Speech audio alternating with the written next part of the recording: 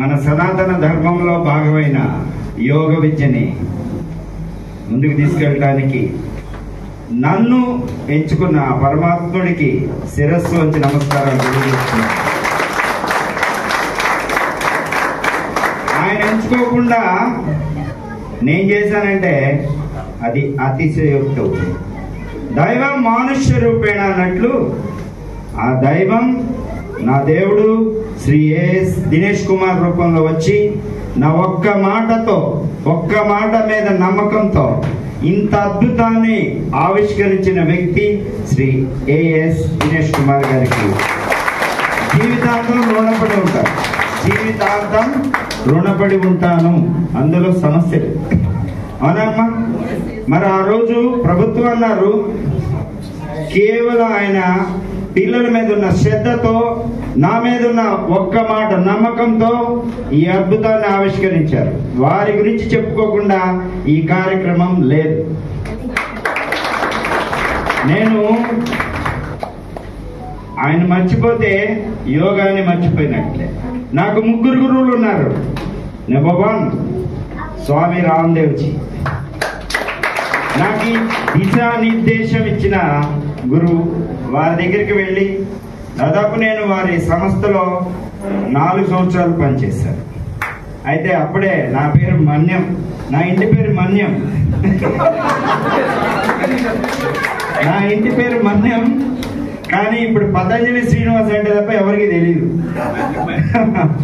ఇది ఆ సంస్థ పేరు, స్వామి నా గురువు గారి సంస్థ పేరు. Very happy. పతంజలి శ్రీనివాస్ అని ఆ ఇంటి పేరు రావడం అంటే తమాషా కాదు. అదే ఎందుకు వచ్చిందిరా బాబు నాకు ఇది అనుకున్నాను, కానీ ఎందుకని ఈరోజు తెలిసింది. కోవిడ్ 50,000 మంది కోవిడ్ పేషెంట్స్ ని కేవలం సూర్య నమస్కారాలు 3 ప్రాణాయామాలతో వైద్యం చేసి పంపించాం. 8 కోవిడ్ సెంటర్స్ లో 8 కోవిడ్ సెంటర్స్ గుంటూరు వ్యాప్తంగా ఇలాగే వెళ్ళాను.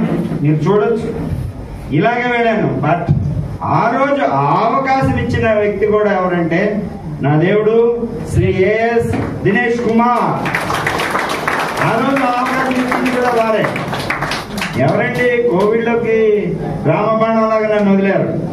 పేషెంట్స్ అంతా డిప్రెషన్ లో ఉన్నారు. నాయన ఏం చేద్దాం శ్రీనివాస్ అన్నారు. నన్ను వదలండి సార్ రామబాణం లాగా వదిలేరు. సో రెండవ గురువు ఎవరు?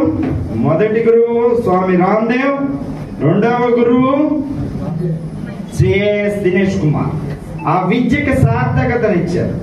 ఆయన నాకు ఇచ్చిన విద్యకి సార్థకతనిచ్చారు. ఈరోజు 2016, 17, 18లో గిరిజన ప్రాంతంలో చేశాను. అప్పుడు కూడా రంపచోడవరం, మారేడుమిల్లి, అడ్డదేగల్లో చేయడం జరిగింది. అప్పుడు 3 నుంచి 6 నెలల్లోనే పిల్లల్ని తీసుకెళ్లి జాతీయ స్థాయిలో బెంగళూరు ఎస్ఎస్ఐ యూనివర్సిటీలో 3వ స్థానమే. కానీ 6 నెలల్లోనే దేశవ్యాప్తంగా వచ్చారు యోగ సాధకులు. అందరూ ఆశ్చర్యపోయారు. అప్పుడు కూడా అమ్మన్నట్లు ఈ బల్బులే, ఆ రిబ్బన్సే మమ్మల్ని గుర్తింపు చేసే.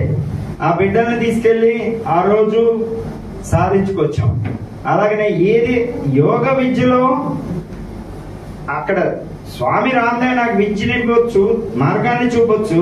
కానీ ఆ మార్గాన్ని సులభతరం చేసిన నా దేవుడు శ్రీ ఏఎస్ దినేష్ కుమార్. ఇక 3వ గురువు చెప్తే మీరు ఆశ్చర్యపోతారు. నాకు 3వ గురువు నా శ్రీమతి. నా శ్రీమతి వస్తాయండి. మా ఆవిడ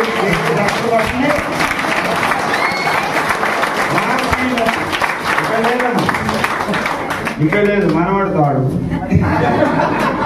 అమ్మ ఎవరు అంటున్నారు.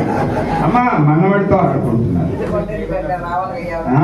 లేదు, నన్ను ఈ సమాజానికి అంకితం చేసి, అంటే నేను చెప్పాను ఆల్రెడీ నా వయసు 59 సంవత్సరాలు. సగ జీవితం కుటుంబానికి ఇచ్చానమ్మా, సగ జీవితం నాకు సమాజానికి ఇచ్చే అవకాశం వచ్చింది. భగవంతుడు నన్ను పిక్ చేశాడు అని చెప్పిందే తడవుగా అంగీకరించి ఆమోదించి నన్ను ఈ సమాజానికి అంకితం చేసిన నా శ్రీమతి 3వ గురువు. ఈ ముగ్గురు గురువుల ఆశీస్సులతోనే మేము ముందున్నాను. ఇక విషయానికి వద్దాం. ఏప్రిల్ 7 అద్భుతం. ఆ అద్భుతానికి వెనక ఎంత కష్టం ఉందో ప్రతి ఒక్కరికి అర్థమైనందుకు ముందుగా మీ అందరికి శిరస్సు వచ్చి నమస్కారాలు. One man army. అయితే నాతో పాటు ఇక్కడి నుంచే మన హరిప్రసాద్ గారు ఉన్నారు, వైజాగ్ నుంచే వచ్చారు. వేరే కుర్రాళ్ళు వచ్చారు, కానీ ఆ చలికి, దోమలకి, పాములకి, చలికి, పులికి, పుల్లు కూడా తిరుగుతున్నాయి కొంచెం. సో వీటన్నిటికీ తట్టుకొని నా పక్కన నిలబడ్డాడు. మొదటి నుంచి ఆ రోజు ఏప్రిల్ 7వ తేదీ వరకు కూడా హరిప్రసాద్. అతని రోజు మేము పొద్దున్న నుంచి వారి కోసం ఎదురు చూస్తున్నాం. ఆయన వస్తారేమని ఇప్పుడు కూడా ఎదురు చూస్తున్నాం. ఒకసారి మళ్ళీ ఫోన్ చేయండి. సో అతను ఒక్కడే నిలబడున్నాడు నా పక్కన. అతను కూడా 2-3 సార్లు జ్వరం వచ్చింది, విపరీతమైన ఇబ్బందులు వచ్చాయి. సో ఈ కార్యక్రమం చేయాలంటే ముందు ధైర్యం కావాలి, ధైర్యం కావాలి, దాని సపోర్ట్ కావాలి, అండ్ ఆరోగ్యం కావాలి. పరిస్థితులు ముందు ధైర్యం కావాలి, ధైర్యం కావాలి, దాని సపోర్ట్ కావాలి, అండ్ ఆరోగ్యం కావాలి. పరిస్థితులు అనుకూలించాలి, కుటుంబం అనుకూలించాలి, ఆరోగ్యం కావాలి. ఇవి అన్నిటినీ ప్రసాదించిన ఆ పరమాత్మనికి శిరస్సు ఉంచి మరొకసారి ధన్యవాదాలు తెలియజేస్తున్నాను. నేను ఎప్పుడైనా ఆయన జయించిందే. ఏదో పతంజలి శ్రీనివాస్ చేసేసాడంటే అవదు, నాన్నే ఉంది. అయితే ఎవరైనా చేసేయచ్చు, ఆయన పిక్ చేసుకున్నందుకే. సో ఉదయాన్నే 3:30 కాదు, ఇందాక ఎవరో మిత్రులు చెప్పారు, నేను 3:30 లేచి నేను నా సాధన చేసుకుని 4:30-5 గంటలకల్లా స్కూల్కి వెళ్తాం, పిల్లల్ని లేపటం. 600 మంది పిల్లలు ఉన్నా కానీ వాళ్ళందరికీ మంచినీళ్ళు తాగించడం, గోరువెచ్చ నీళ్ళు తాగించడం, మలబద్ధకం దూరం చేయటం, అలాగనే సూర్య నమస్కారాలు చేయించడం. ఇది నాకు అసలు ఎంత ఆనందాన్ని ఇచ్చిందంటే ఈ జన్మ చాలురా అని చెప్పేసి అంత ఆనందాన్ని. ఒక ఇంట్లో, మన ఇంట్లో మా పిల్లలు పొద్దున్నే లేవి మంచినీళ్ళు తాగించగలమా? 3 చెరువులు నీళ్లు మంచాన్ని తాగిస్తారు.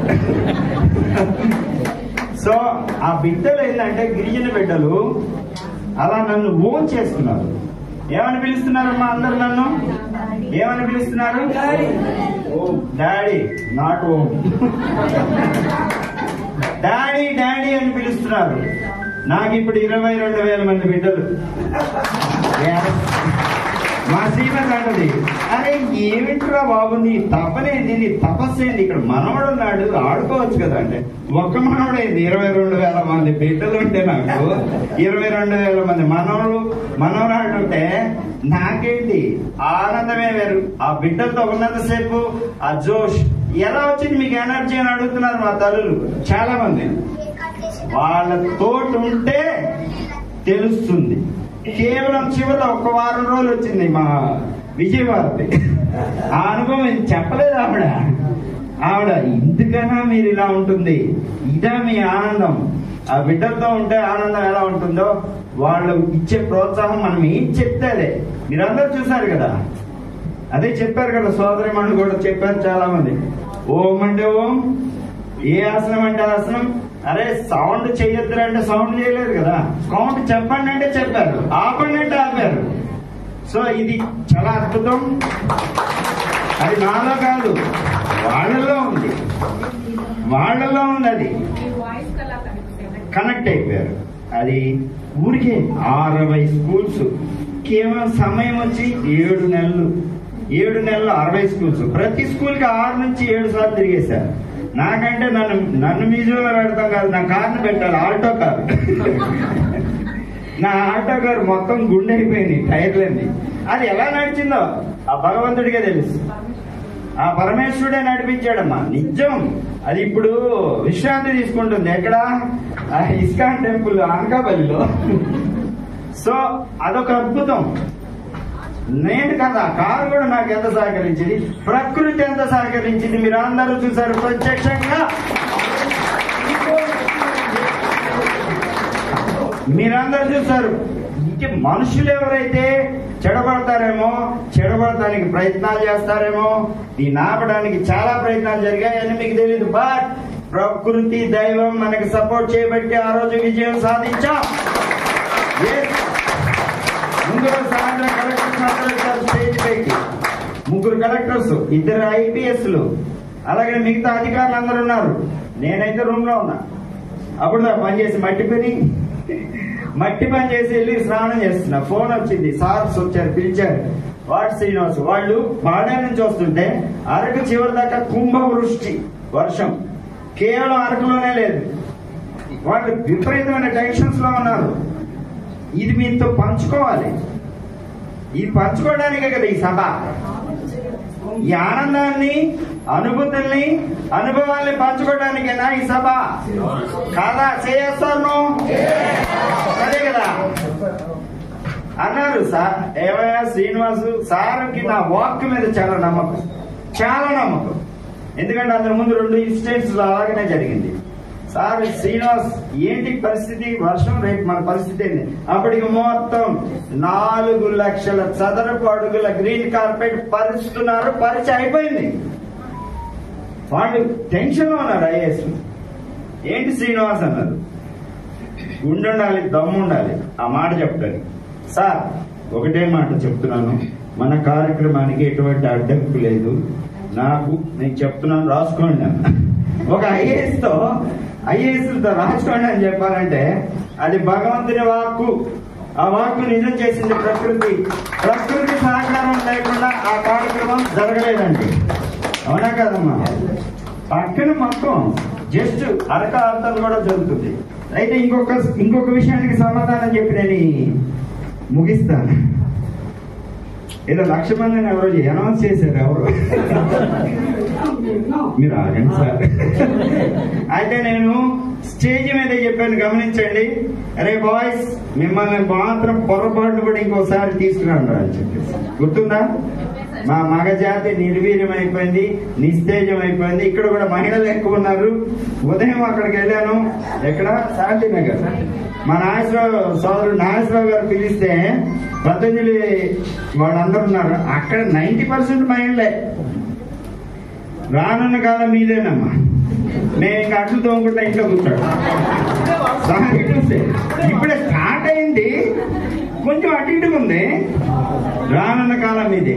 దట్స్ వై రాసి పెట్టుకోండి. 2026 మార్చి 8 ఉమెన్స్ డే రోజు 50,000 మంది గిరిజన విద్యార్థినులు మాత్రమే పాల్గొంటారు. మన గౌరవ ప్రధాని మోడీ గారిని తీసుకొస్తున్నాం. ఇది సంకల్పం. రాసి పెట్టుకున్నాం, అయిపోతుంది. తీసుకొస్తున్నాం. ఇది సంకల్పం. ఏ సంకల్పం చేస్తాడు పతంజలి శ్రీనివాస్ అని ఎదురు చూస్తుంటారు చాలా మంది. ఈ వీడియో పెట్టండి. ఇదే సంకల్పం. ఏంటంటే మమ్మల్ని అన్యాయం చేశారని సతీష్ అంటే నువ్వు సేవ చేయడానికి సిద్ధంగా ఉండు. 50,000 మంది గిరిజన విద్యార్థినులతో పాటు మన తల్లులు సోదరులు కూడా పాల్గొనే విధంగా మీరందరూ తయారని విశాఖపట్నం నుంచి 160 మంది కాదు 1,600 మంది రావాలి.